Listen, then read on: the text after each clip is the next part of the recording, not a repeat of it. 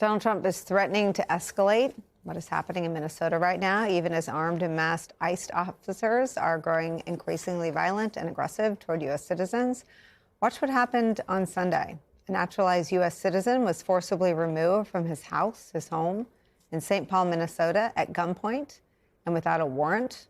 You can see ICE agents dragging him out into the sub-freezing temperatures. He was wearing shorts and slippers and appeared to put a blanket over his shoulder. He says he was returned to his house later that day without any explanation or any apology. Meanwhile, ABC News reports that attorneys say DHS is denying detainees, including at least one U.S. citizen, their constitutional rights to due process and visits with their own legal counsel.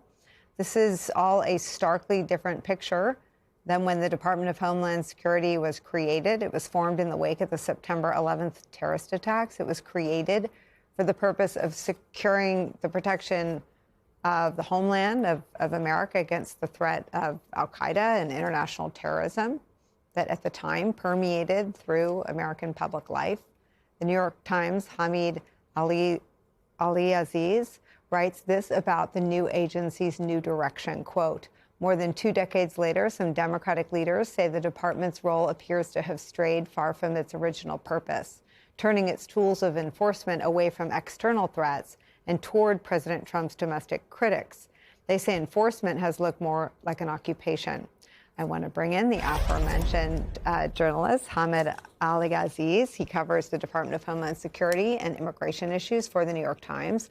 Also joining us, former top ICE and DHS official Jason Hauser is here. Take us through your reporting. You widen the lens in a way that goes back further than I think most people do, not just to how the last couple presidents have dealt with the issue of immigration, but to what the actual agency was designed to do, the kinds of people it originally recruited and the mission it used to have, as opposed to what it's doing now, which in the words of a lot of people in Minneapolis and Minnesota is terrorize local residents, legal residents, U.S. citizens, and protesters. Yeah, I mean, it's remarkable to see mayors of major cities describing an agency, a federal agency, as an occupying force. As the mayor of Chicago said, he felt like DHS was the personal police force of President Trump.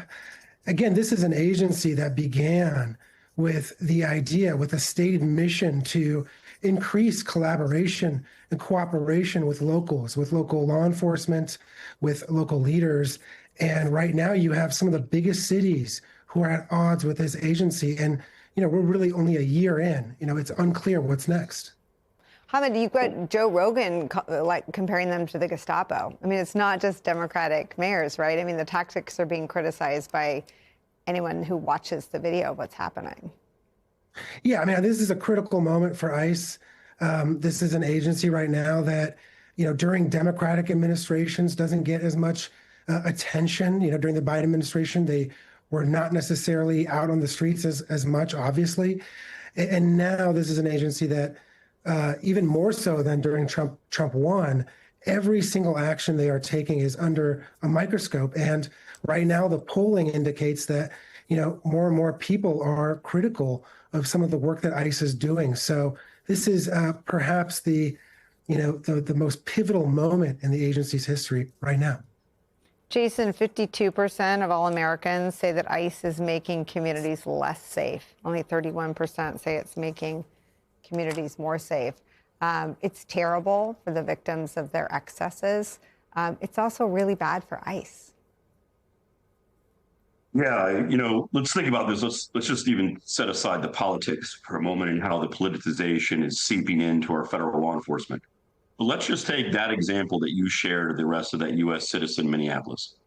There was dozens of federal law enforcement, both ICE, Homeland Security Investigations, FBI, DEA, ATF, in that operation. The hours, the equipment, the resources, the focus, are we more safe from that gentleman being targeted in that manner? Additionally, in law enforcement, we talk about outcomes. What national security and public safety threat is not being prioritized because there's flashbangs and door knockers going into that gentleman's home? We have to ask ourselves that. Additionally, this administration is asking for all of sort of state and local law enforcement to reprioritize away from national security and public safety threats and focus on these sort of mass arrest operations. We have to start asking ourselves, is our public safety being deprioritized? Quite frankly, these are the same individuals that are carrying out this that were raising all the massive concerns in 2020 during the George Floyd riots, defund the police movement. What we see here is a refocusing, a sort of deprioritization of law enforcement on national security and public safety threats. And I must admit, Nicole, this is just the beginning. Over the next 5 or 6 months, with the resources that the One Big Beautiful Bill has provided DHS are now coming to sort of operationalization. We're going to see more detention. We're going to see warehouses brought online. We're going to see a doubling of agents that are less trained. And what we have to do is we need the public, as you're saying with the polling, is we're beginning to see that we have to turn our law enforcement back on what keeps our communities safe. But I do fear that we're far ways from that.